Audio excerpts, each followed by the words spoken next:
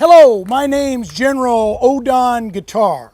I doubt when I was born in 1825 that my father envisioned that my name would be accompanied with the rank of general when I was born in Kentucky. My father and mother Emily migrated here to Boone County when I was but 2 years old. Thereafter, in 1842, I joined the first freshman class over here at the University of Missouri. I graduated in 1846, but before I could actually get my there's some kind of firing over there? Before I could get my diploma, the 1st Regiment of Missouri Volunteers marched through Boone County. Well, I'd always wanted to be a soldier, and nothing was holding me back. So even though I was to give the very first commencement address in the history of the university, I signed up and we went, a bunch of Howard County boys and I, to fight the war with Mexico. I made it back alive in wait a minute, one more thing, okay? I was the first graduate to ever be awarded a diploma in absentia, which apparently is a big deal. I came back from that war in 1847 alive, and I started studying for the bar. I practiced law here for a little while until I left again, this time for the gold rush out in California in 1849.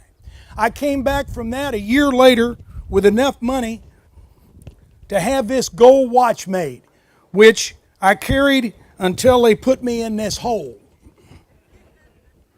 I came back and practiced law, threw my hat in with the Whigs, and did some time in the Missouri House of Representatives. I also ran for Missouri Attorney General. I lost that race the same year, 1860, that Abraham Lincoln was elected president.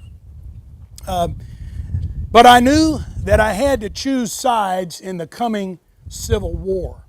I knew that a war would devastate this county and our country. And I said as much at the Boone County Courthouse. I told him, if we have a war over the questionable institution of slavery, brother will fight against brother, father against son, and neighbor against neighbor. Soldiers and bushwhackers will plunder our farms, our barns, our homes, our factories, even our churches and schools. And you know, my prophecy came true. When the war started, my brother, David, who's buried right over there, went ahead and joined up with the Confederacy and became a captain in that cause. And from then on, we never spoke again for the rest of our lives. Isn't that right, David? See, he still don't speak to me. In 1862, then Governor Gamble authorized me to raise a regiment, the 9th Regiment of Missouri Cavalry. And I did that with haste and determination.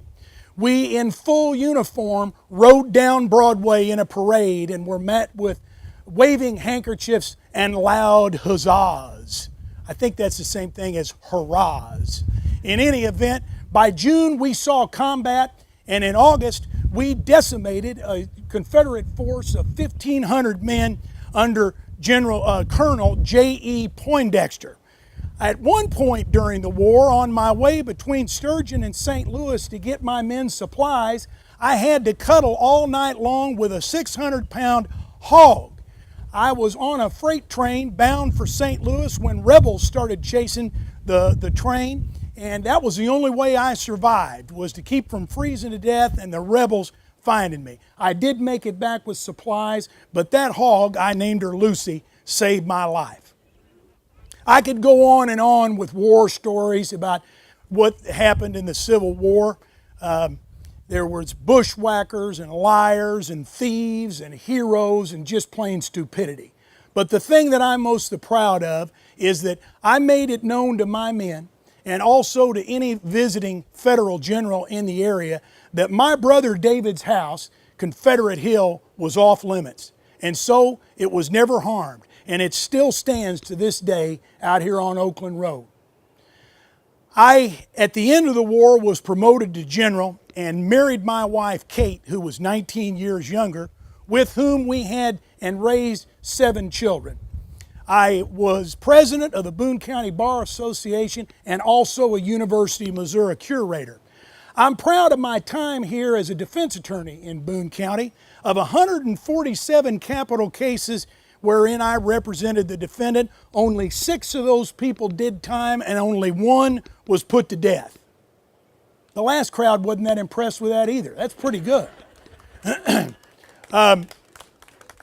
I do remember, though, in the courtroom, this is one of my fondest recollections, I represented a lady, Ms. Scott, and she and Ms. Gans both had geese. And somewhere or another, they got mixed up together, and Ms. Scott was outraged about that and ran out and hit Ms. Gans upside the head with a pine knot.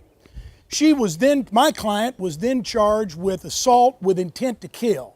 Well, the jury ended up finding her not guilty because a pine knot is not a murder weapon. In any event, but during that trial, I had the pleasure of calling Ms. Gann's son to the stand, and he loud as how. Stand easy, kid. He loud as how that he knew every geese on the place and had named each one. And I said, well, what are some of the names? And he said, well, one was a great fighter, and we named him General Poindexter.